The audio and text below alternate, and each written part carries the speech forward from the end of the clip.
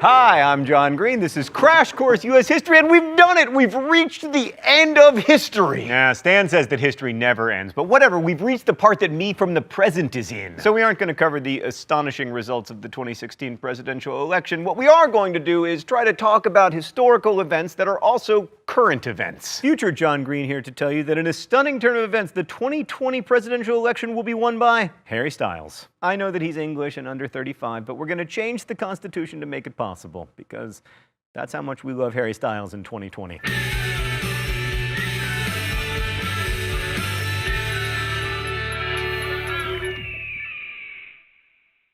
So when we last left George W. Bush, his approval rating was dropping to the lowest number in President of the United States approval rating history. And the U.S. was facing what turned out to be the second worst economic crisis in the past 150 years, a crisis that remains unnamed because we're kind of still in it. But I'd like to propose a couple names: the Wall Street Wamboozle, the financial fart storm. However, knowing historians, they will inevitably call it like the major recession of 2008 to 2012. Boo! So what caused the financial fart storm that began in late 2008? Well, it was a mixture of public and private activities that tilted towards short-term economic thinking, speculation, and irresponsible spending. First, there was the Federal Reserve's policies of keeping interest rates freakishly low in response to the 2001-2002 recession. Now, this worked, but the recession ended and interest rates stayed low. And this, combined with unscrupulous mortgage lenders, encouraged people to buy houses that they could not afford. In the early 2000s, many millions of Americans, including certain Crash Course U.S. history hosts, bought real estate assuming that its value would increase rapidly and forever, so that when you were unable to make payments, you'd just sell it, pay off the mortgage, and make a tidy profit. It turns out this was essentially a pyramid scheme, and my friends,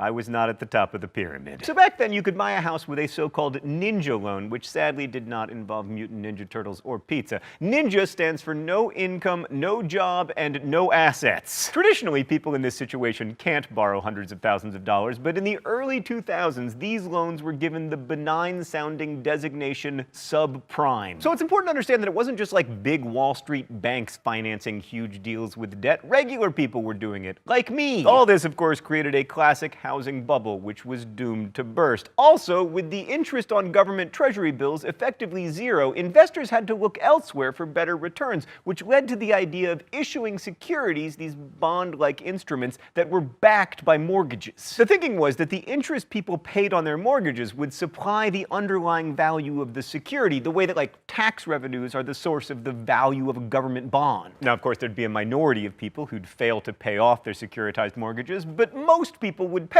because, you know, they want to keep their houses. But it turns out that if you haven't paid any money to own your house, you don't feel that invested in it. Now, there were even more reasons why these securities were terrible ideas, but the important thing is that when the mortgages turned bad, these securities became toxic assets. Basically, the people who held them suddenly didn't know what they were worth, if anything, and banks overreacted to this uncertainty, as banks like to do, by not lending out any money. And that's called a credit freeze, which is very bad. So that's how a housing bubble turned into a full-fledged financial crisis. All right, let's go to the thought bubble. When banks stop lending, business can't function. So the stock market collapsed, with the Dow Jones Industrial Average dropping from above 14,000 to around 8,000, which wiped out $7 trillion of shareholder wealth.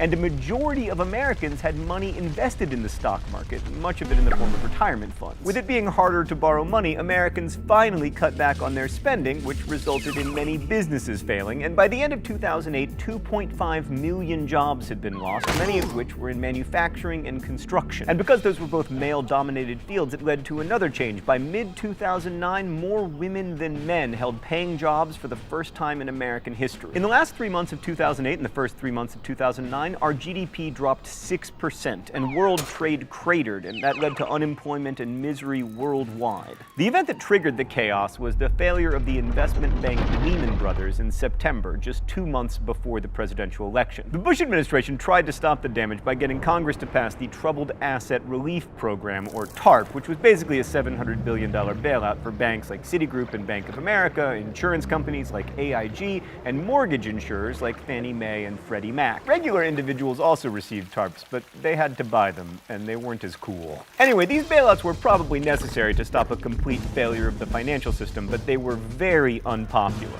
Most of the banks that received a rescue from the taxpayers didn't help the homeowners facing foreclosure, and despite receiving millions of federal dollars, AIG famously continued to pay huge bonuses to its top executives. Thanks, Thought Bubble. So, the end of the Bush years looked a lot like the end of the Hoover years. After a decade of Americans spending more money than they had, government taking a backseat to business interests, and deregulation of industries going hand in hand with increasing corruption, Barack Obama was faced with America's biggest economic challenge since the Great Depression. Oh, by the way, we got a new president, Barack Obama, who 50 years before his election couldn't have sat in the front of a bus in Alabama. So I know all the green parts of not America are mad at us for causing the great financial meltdown and whatever, and fair enough, but we do make some progress now and again. Barack Obama was young, he was relatively new on the national scene, and he represented change. He appealed to young people and minorities, and he harnessed the power of social media to communicate with supporters and get out the vote, and also raise tons of money. Also, he was on the cover of Us Weekly. You didn't see Martin Van Buren on the cover of Us Weekly. What's that? It didn't exist? Of course it existed. In 2008, Obama's election seemed like a political watershed, and not just because he was the first African-American president. He appeared to break Republicans' solid hold on the South. He won Virginia and North Carolina and Florida, and his supporters represented a coalition of African-Americans and Hispanics and white liberals, and especially young people. Oh, it's time for the open letter? I hope it's from that Us Weekly profile. The rules here are simple, he said for the final time. I'll tell you one thing that's going to change here at Crash Course. No more shock pens. I guess the author of the mystery document. If I'm wrong, I get shocked. All right, let's see what we got here today. For everywhere we look, there is work to be done.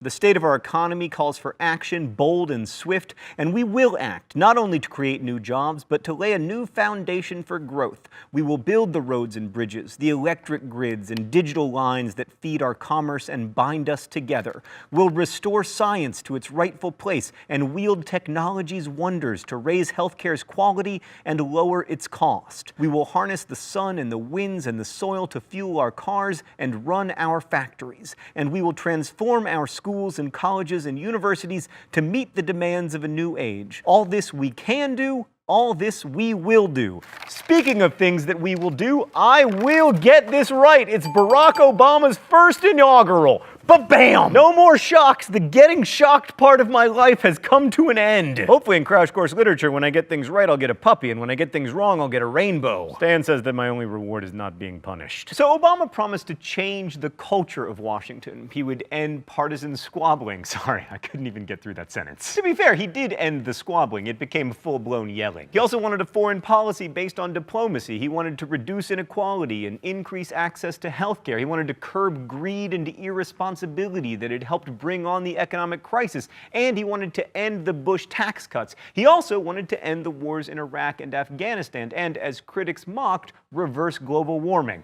It's a tall order. So how has he done? Not bad. Well, some would say not great either. For instance, he launched diplomatic outreach to the Muslim world, but a lot of this was more rhetoric than action, as in his verbal support for the revolution that overthrew Hosni Mubarak in Egypt. And he did keep some of his campaign promises. For instance, he signed into law the Lilly Ledbetter Fair Pay Act, which made it easier for women to sue when they'd been systemically underpaid. And he also reversed an earlier executive order that limited women's reproductive rights. And speaking of women, he appointed two of them to the Supreme Court, Elena Kagan and Sonia Sotomayor, the court's first Hispanic member. He also followed through on his promise to end the war in Iraq, although to be fair, the Bush administration had really set him up for success there, and he increased the number of U.S. troops in Afghanistan as part of a longer-term plan to end the war there, which has sort of worked. He also authorized a successful military operation that killed Osama bin Laden on May 2nd, 2011. I was in Amsterdam at the time, and the Dutch media came to my house to ask me how Americans felt about this, and I said, good. On the other hand, Obama has been criticized internationally for backing off his promise to close the Guantanamo Bay detention camp, and he has largely followed the Bush administration's policies with the war on terror. But the Obama administration has deployed far more unmanned drones to kill suspected militants around the world. Despite provoking outrage on the left and the right, Americans generally appear to support the use of drones and also extralegal assassinations of accused terrorists. Obama also kept in place Bush's executive power. In fact, he expanded it in some ways with the NSA's PRISM program. What What about that financial mess he inherited? Well, Obama was fortunate to have a Democratic Congress for his first term in office, so he could push through a lot of legislation. This included a sweeping stimulus package with nearly $800 billion